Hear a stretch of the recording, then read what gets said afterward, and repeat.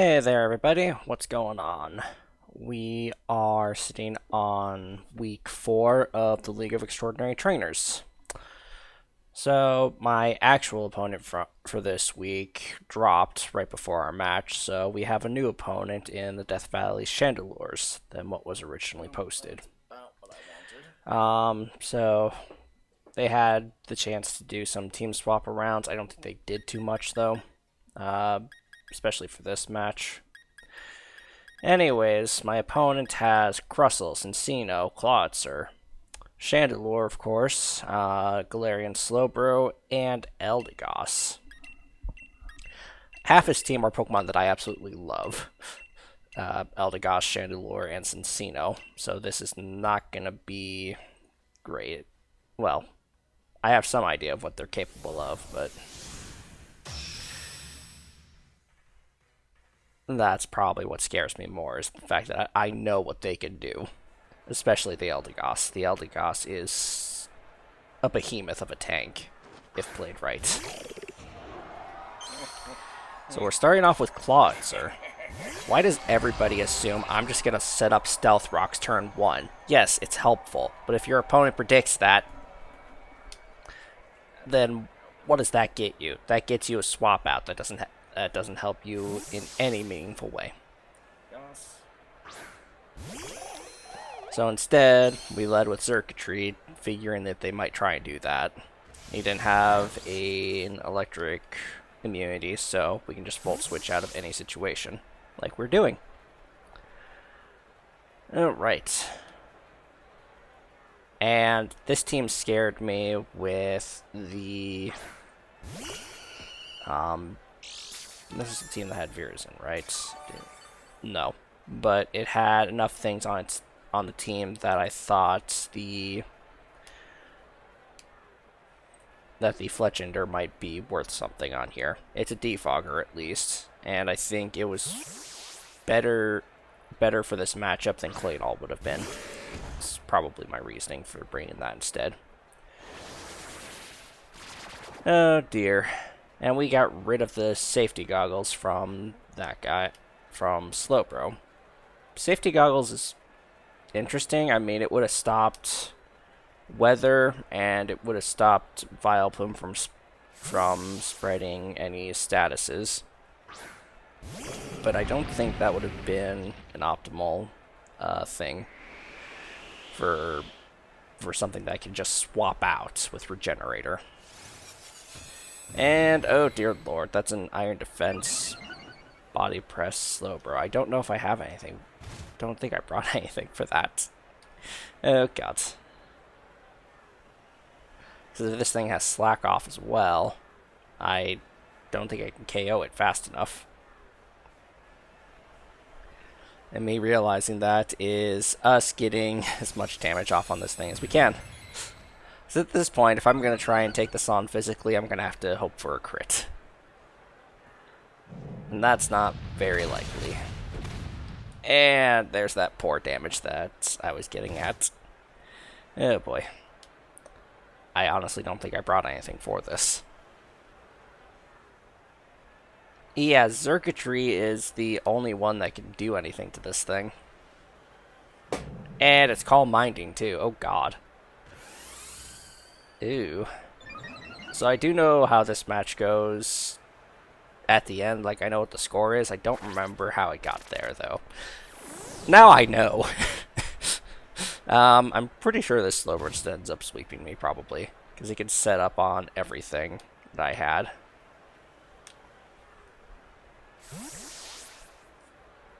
Alright, well.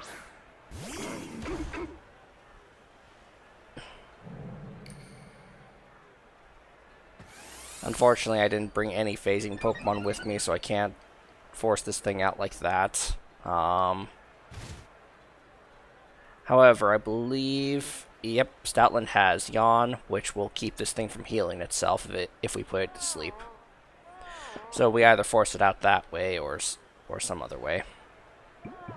There's Slack Off, but now that we've got Yawn going, he either has to swap out or he has to take at least one turn of sleep where we might be able to figure something out.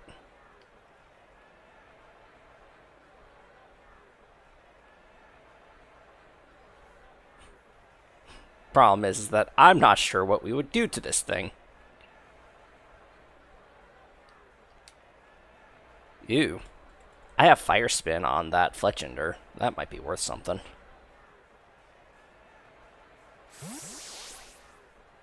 But of course, it doesn't kill it fast enough, unfortunately. Yep, stored power. Well, there goes Fletchender. And a crit to boot. Not that it needed it, it's just a Fletchender. Well, we've put it to sleep, but if we can't kill it in 2 turns, that doesn't really matter. And I didn't bring a circuitry with enough power to beat this thing after 2 Calm Minds.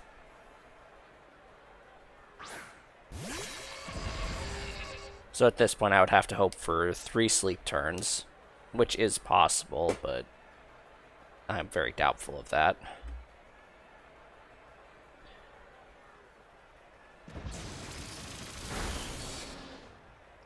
Oh boy, that actually did more than I was expecting off of this. So yeah, we just need 2 sleep turns and this thing's gone.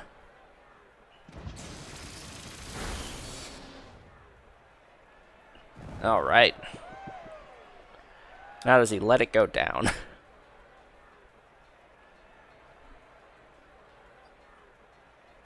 Because if this thing's Regenerator, it heals back 1/3 of that HP. But now we know that we've got to... Yep. So he's out. And that also means that we can't put anything else to sleep either. And then we got this Eldegoss to deal with, whose circuitry has no way of getting any good damage off of it. Eldegoss is a natural special tank, but it can go physically bulky as well. I have done that many times. In fact, it's my favorite version of Eldegoss.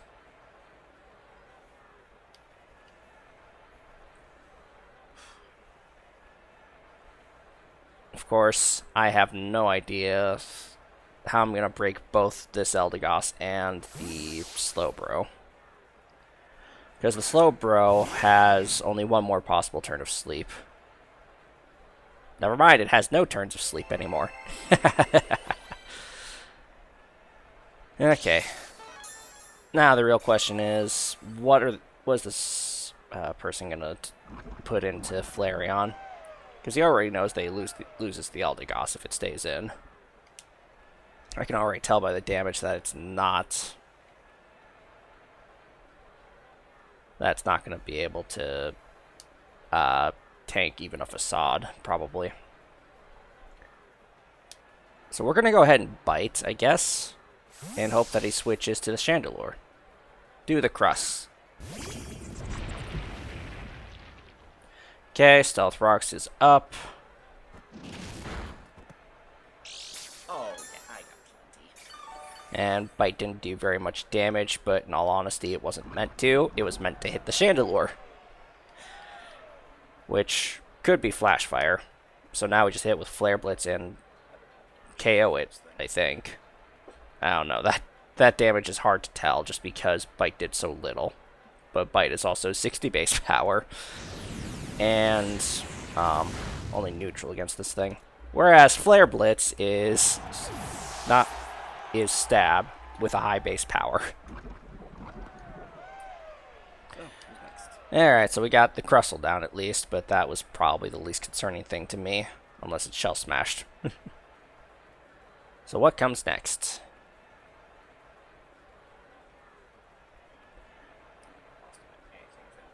Even if Bite is super effective, Flare Blitz is actually the more damaging move. But on the off chance that Chandelure is Flash Fire, I had to pack Bite just so I could hit it with Flareon. Because Facade wasn't going to work. And if it was Flash Fire, Flare Blitz wasn't going to work. And here comes the Chandelure. With some heavy-duty boots, apparently.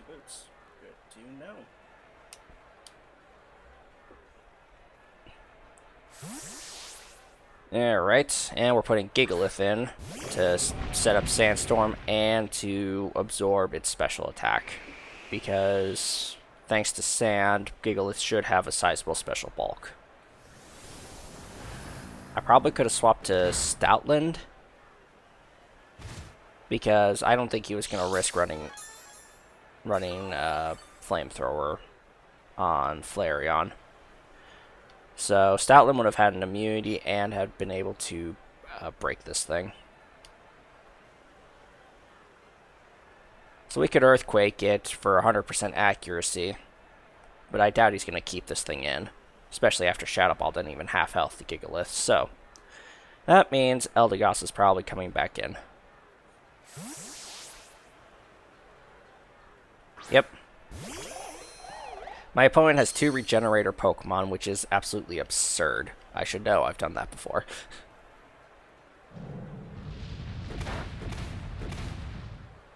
But yeah, judging by Earthquake's damage on this thing, there's no way this thing is physically bulky.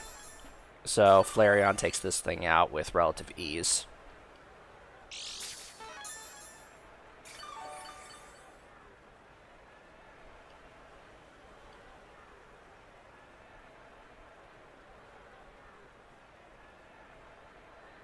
There's one good thing, though. Since the Eldegoss used Aromatherapy, Slowbro isn't asleep anymore, which means we can put whatever we want to sleep. You know, like a certain regenerating Puffball. Aw, there goes my Stealth Rocks.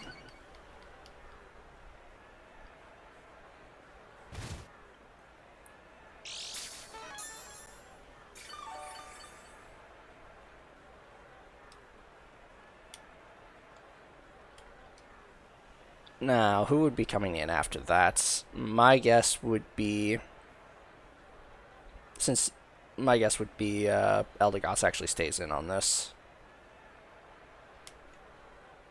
But if it doesn't, we can put it to sleep.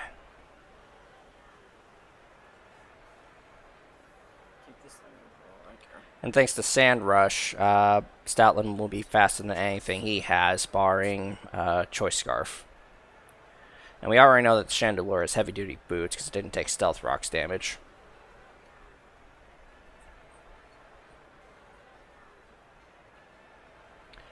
And the Eldegoss stayed in.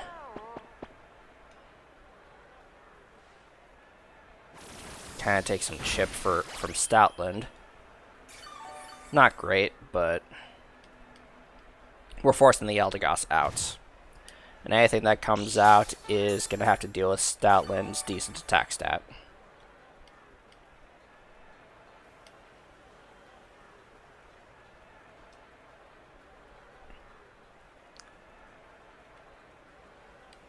And we're going to go for Crunch, predicting a swap to Chandelure. Yep, there goes that thing. Mooney Isle. Slowbro. I am okay with this. Because that's half its health without the Iron defense. Now we dropped its defense even further. Okay. Alright, we've lost our speed now. And it's definitely within range of Facade. Now he knows we're packing Crunch, though, so now he's not going to swap his Chandelure in on this thing until he knows it's safe to do so.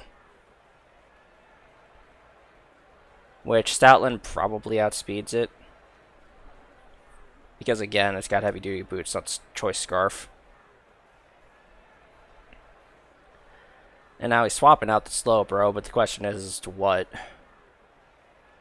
I mean, he can waste my turns all he wants, I guess, if he wants to swap back and forth between the Eldegoss and the Slowbro. I also think that we were playing on timer. Nope.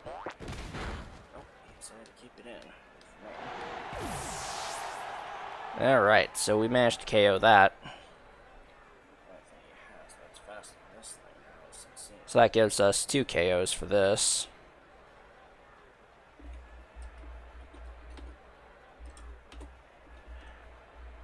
But still, we have a ways to go. Because now we've got that Cincino.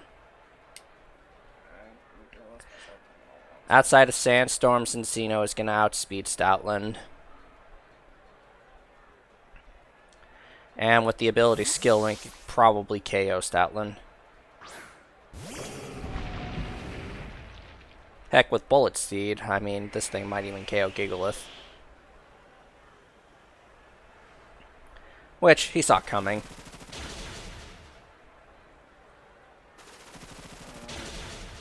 Goddamn crit. And there's a crit that we definitely did not need. This is going to be close, but barring another crit, Gigalith survives this, it looks like. And there's another crit. Oh. There's 5 turns. And we've gotten rid of it. If it had a sash, which is possible, we just got rid of that. So what would we be doing about this? I suppose Vileplume.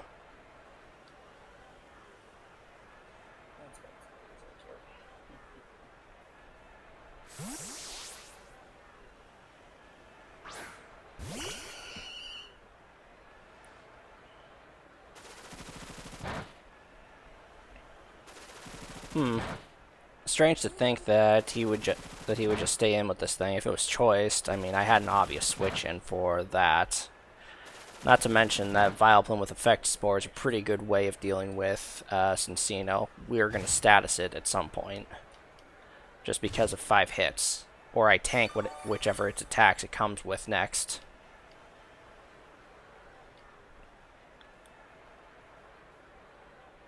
Now the real question is, what do I want to do with it? I can get rid of its item. Looks like I'm going to go for Toxic, though.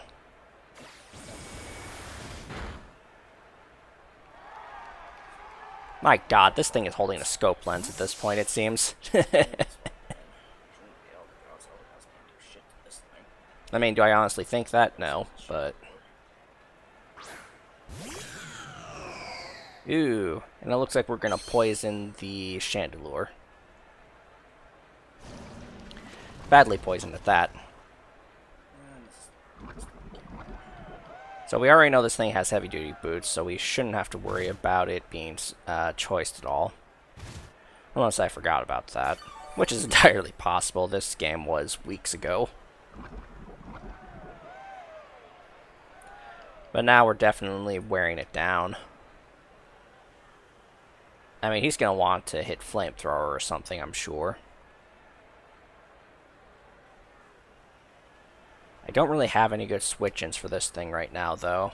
So unfortunately, it looks like I was thinking about sacking Gigalith, which at this point in the match is kind of alright. I'm not happy about this right now, and I'm sure I wasn't happy about it back then either, but I think it seemed like the best option. Because Vileplume was probably my best defensive option against Cincino.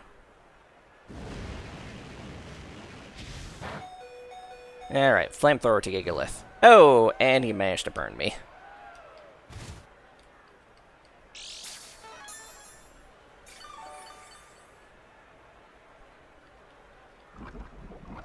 Alright, but that's a lot of damage on the Chandelure. But yeah, it looks like this was one of the matches we ended up having to play on regular timer because we couldn't get land play to work. And this was before we had decided to start doing friendly competitions for the timer. Now, I suppose the question becomes, did I want to keep Gigalith alive to set up Sandstorm one more time for Stoutland? The answer was probably yes.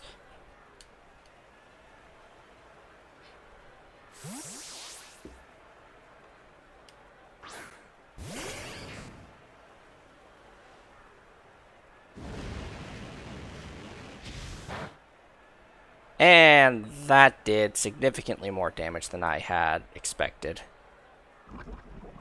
But we are basically stalling him out for time now, because that Toxic is going to wear down that Chandelure to nothing. And as long as I've got Xurkitree in the back with Choice Scarf, I just have to get rid of the Eldegoss and I should be alright. And the Eldegoss is handled by both Stoutland and Vileplume. Heck, Vileplume probably handles... Ooh, we actually decided to save Flareon, probably to help handle Eldegoss.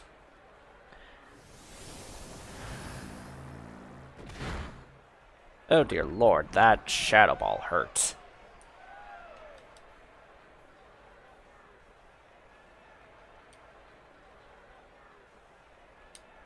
So we're at the point now where we can safely do whatever. Alright, so we volt switched out to this thing.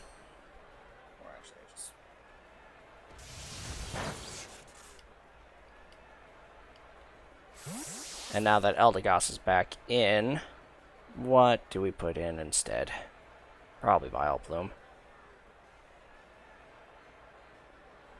I mean, Flareon is in no condition to do that. It'll take toxic damage and then it'll die next turn. So we kind of have to limit what he can do with the Flareon.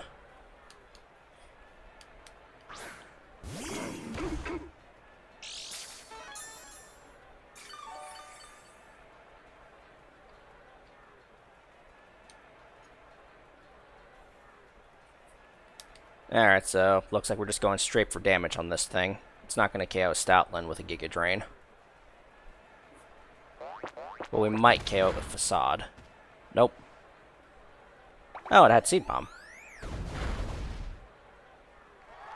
My god, this team is full of crits, it looks like. Alright, well. Who at the game decide one, I guess. Not that it matters, because timer's at 0. Well, yes, it matters.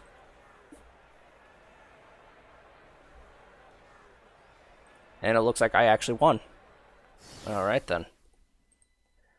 Oh, I still had 5 Pokemon. Oops, I was miscounting. Alright, so I barely won that match due to timer. Had it gone on longer, I think I still would have won. I just needed to get rid of that Chandelure, and Circuitry would probably finish everything else off thanks to its Scarf. But that's part of the reason why everyone hates the timers. We don't know these things for sure, so who knows. But anyways, that'll be the end of week 4, and that'll put me up to a score of 3-1. So I'll see you all next time with the next LET.